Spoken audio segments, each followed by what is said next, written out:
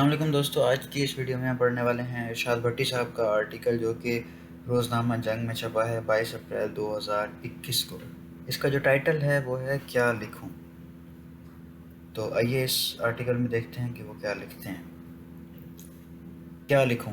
2017 قومی اسمبلی میں آئینی ترمیم الیکشن بل، حلف نامہ کے الفاظ بدلے، تحریک لبیک کا 5 نومبر سے 27 نومبر تک فیض آباد پر دھرنا، مذاکرات کامیاب ہوئے، وزیر قانون زاہد حامد کا استعفیٰ، دھرنا ختم۔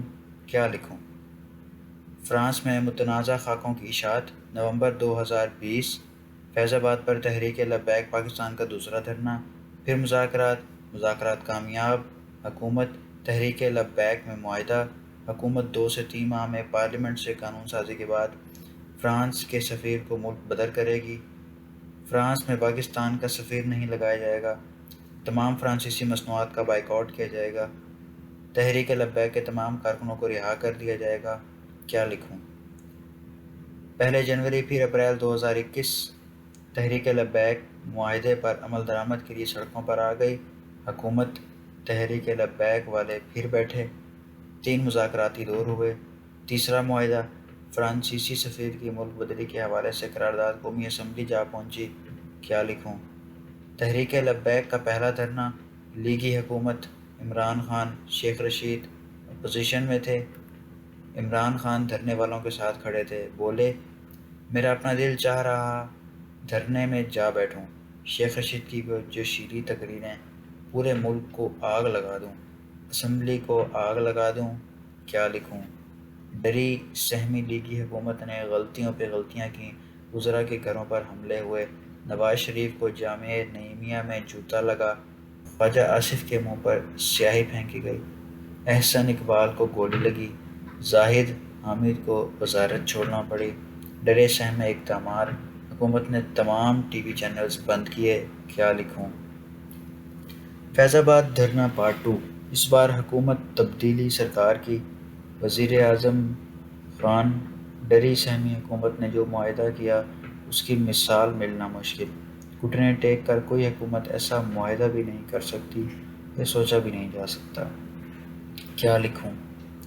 اس بار معاہدے پر عمل درآمد کے لیے تحریک لبیک سڑکوں پر آئی، 2 دن سڑکیں رستے بند، 2 دن مظاہرین نے رج کے پولیس کو پھینٹیاں لگائیں، سرکاری املاک جلائیں، مار کٹائیاں، تشدد، 2 دن حکومتی رٹ غائب، پنجاب میں سائیں بزدار سے نیچے تک سب غائب، مرکز میں عمران خان سے وزیر داخلہ شیخ رشید تک سب کے سب چند بھڑکے مار کے روپوش۔ کیا لکھوں؟ کل ڈرانے والے عمران خان اور شیخ رشید اس بار خود ڈرے ہوئے، 2 دن مار کھانے کے بعد جاگے تو انسداد دہشت گردی ایکٹ کے تحت تحریک لبیک پر پابندی لگا دی، 7 رضوی سمیت تحریک لبیک کے بڑوں کو پکڑ لیا، مقدمے درج ہوئے، 5 پولیس اہلکاروں کے قتل، 1000 کے قریب پولیس اہلکاروں کے زخمی ہونے کی FIRیں درج ہوئیں، کروڑوں کے نقصان کے مقدمے الگ۔ کیا لکھوں؟ ابھی خوشی ہو رہی تھی کہ حکومت جاگی، حکومت کے ہاتھ پاؤں پھر سے پھول گئے، 7 رضوی کے پاس جیل میں مذاکراتی وفد پہنچ گیا، بات چیت شروع ہو گئی، شیخ رشید کا ویڈیو کلپ سامنے آ گیا، فرما رہے تھے فرانسیسی سفیر کی ملک بدری کی قرارداد اسمبلی میں پیش ہوگی، تحریک لبیک کے کارکنوں پر بنے مقدمات ختم کر دیے جائیں گے، نئے اور پرانے 4تھ شیڈول کا خاتمہ ہو جائے گا۔ کیا لکھوں؟ پہلا معاہدہ وزیر اعظم عباسی، وزیر داخلہ احسن اقبال، دوسرا معاہدہ وزیر اعظم عمران خان، وزیر داخلہ بریگیڈیئر اعجاز شاہ، اس بار وزیر اعظم عمران خان، وزیر داخلہ شیخ رشید، وزیر مذہبی امور نور الحق قادری، سب کے سب نے بدحواسیوں کلا بازیوں کے ریکارڈ توڑے اور انہوں نے مولانا خادم رضوی سے 7 رضوی تک سب کے سامنے گھٹنے ٹیکے۔ کیا لکھوں؟ امام انبیاء، ختم المرسلین، پیارے نبی صلی اللہ علیہ وآلہ وسلم سے محبت کرنے والوں سے چند سوال۔ 50 سے زیادہ اسلامی ممالک، کسی ملک میں یہ رد عمل، کہیں رسول صلی اللہ علیہ وآلہ وسلم سے محبت کرنے والوں نے اپنی پولیس کو قتل کیا، اپنے لوگوں کو مارا، اپنے گھر جلائے، اپنے رستے سڑکیں بند کیں، سعودی عرب جہاں اللہ اور پیارے رسول صلی اللہ علیہ وآلہ وسلم کے گھر، وہاں فرانسیسی متنازع خاکوں پر رد عمل کیسا رہا؟ وزیر اعظم عمران خان کی طرح ترکی کے صدر فرانسیسی صدر کے خلاف کھل کر بولے، مگر اب وہ بھی فرانسیسی صدر کو ٹیلی فون کر چکے، تعلقات نارمل کر رہے۔ سوال یہ بھی، یہاں ہم نے اپنے مسلمان بھائیوں کو مار کر، اپنے رستے سڑکیں بند کر کے، اپنوں کو جلاؤ گھیراؤ کر کے فرانس کا کیا بگاڑ لیا؟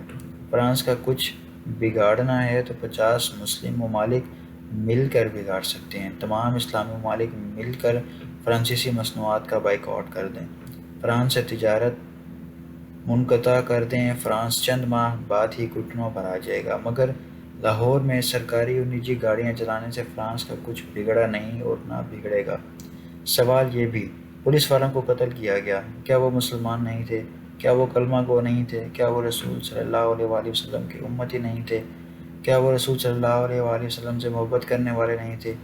سوال یہ بھی، کیا رسول صلی اللہ علیہ وآلہ وسلم سے محبت یہ سکھاتی ہے کہ اپنے بے گناہ کلمہ گو مسلمانوں کو جان سے مار دیں؟ کیا رسول صلی اللہ علیہ وآلہ وسلم سے محبت یہ سکھاتی ہے کہ اپنے بے گناہ مسلمان بھائیوں کو پھینٹیاں لگائیں، ان پر تشدد کریں؟ کیا رسول صلی اللہ علیہ وآلہ وسلم سے محبت یہ سکھاتی ہے کہ رستے بند کریں، سڑکیں بلاک کر دیں؟ کیا لکھوں؟ میرے پیارے رسول صلی اللہ علیہ وآلہ وسلم، میری جان بھی آپ صلی اللہ علیہ وآلہ وسلم پر قربان۔ مسلمان چھوڑیں، غیر مسلموں سے سلوک چھوڑیں۔ آپ صلی اللہ علیہ وآلہ وسلم کا جانوروں و پرندوں سے سلوک دیکھ لیں۔ آپ صلی اللہ علیہ وآلہ وسلم نے رحمت للعالمین، آپ صلی اللہ علیہ وسلم نے تو سبز درختوں کو کاٹنے سے منع فرمایا ہے۔ آپ صلی اللہ علیہ وسلم کا ہی فرمان، ایک انسان کا قتل پوری انسانیت کا قتل۔ کیا لکھوں؟ ایک طرف ریاست مدینہ کے دعوے داروں کی حکومت، جبکہ دوسری طرف نبی صلی اللہ علیہ وسلم سے محبت کرنے والے۔ کیا لکھوں؟ ایک طرف FATF زنجیروں میں جکڑا پاکستان، جبکہ دوسری طرف پوری دنیا میں مخول مذاق بنا ہوا پاکستان۔ کیا لکھوں؟ ایک طرف نیوکلیئر طاقتوں والا پاکستان، جبکہ دوسری طرف ضعف جگر کی ماری لاغر کنفیوژن سے لباب بھری نا اہل نالائق بے سمتی حکومتیں۔ کیا لکھوں؟ اب تو باہر ہماری کوئی عزت نہ، ملک میں ہماری کوئی ویلیو۔ کیا لکھوں؟ یورپی یونین PIA پر غیر معینہ مدت تک پابندی لگا چکی۔ برطانیہ نے پاکستان کو منی لانڈرنگ کے حوالے سے 21 ممالک کی ریڈ لسٹ فہرست میں ڈال دیا۔ Corona red list. اس کے علاوہ ہمارا قومی اسمبلی اسپیکر وفد کے ہمراہ کابل جائے، افغان حکومت جہاز اترنے ہی نہ دے، جہاز کابل ایئرپورٹ پر چکر لگا کر واپس آ جائے، فیفا پاکستان فٹ بال فیڈریشن پر پابندی لگا دے، ایک وفاقی وزیر کو برطانیہ ویزا ہی نہ دے۔ کیا لکھوں؟ قرضے اتنے، سود چکانا مشکل۔ 2 سال پہلے تک ہم پر فرانسیسی قرضہ 90 crore euro. France textile garments کا ایک بڑا خریدار، 1.25 لاکھ پاکستانی وہاں۔ اب کیا لکھوں اور کتنا لکھوں؟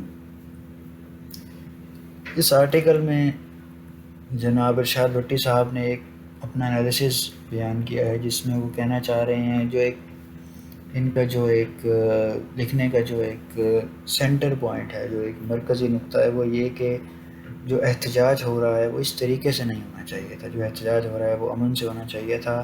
حکومت بھی عجیب طریقے سے ایک مخمصے کی حالت میں ہے کہ وہ کیا جواب دے اور کس طریقے سے ریئیکٹ کرے، کیونکہ یہ حکومت کے بندے ہی تھے جنہوں نے خادم رضوی صاحب اور پہلے جو جب تحریکیں چل رہی تھیں تب بڑھ چڑھ کر حصہ لیا اور نون لیگ پر پریشر ڈالا۔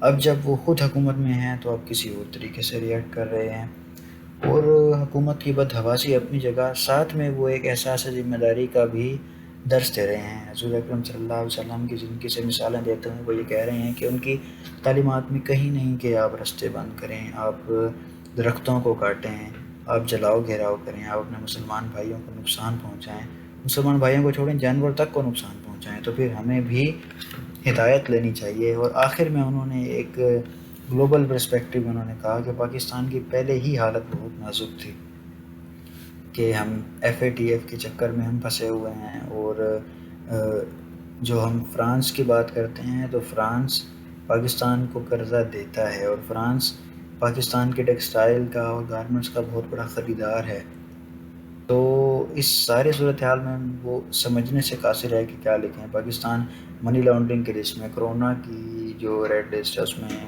اور پاکستان کے پاسپورٹ کی کوئی عزت نہیں، اور وہ اس بات کا بھی موازنہ کر رہے ہیں کہ دنیا کے 50 سے زیادہ مسلمان ملک میں کہاں یہ ری ایکشن سامنے آیا ہے۔ سب نے احتجاج کیا اپنے اپنے طریقے سے، لیکن کیا ہم نے جلاؤ گھراؤ کر کے فرانس کا کچھ بگاڑ لیا؟ احتجاج کرنے کا مزہ تو تب ہے جب سارے مسلمان ممالک کہیں کہ ہم فرانسیسی چیزوں کا استعمال نہیں کرتے۔ تو آپ بتائیں، آپ کے ذہن میں اس آرٹیکل کو پڑھ کے اور سن کے کیا ری ایکشن آیا، اور آپ کی رائے کیا ہے ارشاد بھٹی صاحب کے اس آرٹیکل کے